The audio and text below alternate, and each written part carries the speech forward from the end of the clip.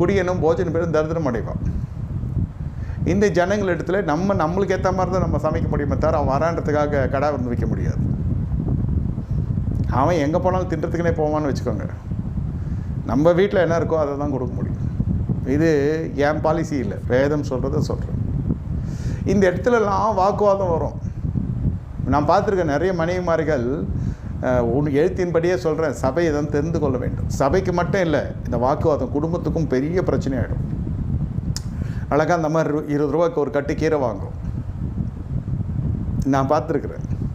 ஒரு சாதாரண ரொம்ப எளிமையான ஒரு மீன் சொல்கிறேன், ஃபிஷ், சமுதிரத்து மீனோ அது வந்து நாட்டு மீனோ அது ஏரி மீனோ என்னமோ ஒரு சமுதிரத்து மீனே மத்தி மீன் வச்சுக்கோங்களேன், போது 50 ரூபாய்க்கு வாங்கும்.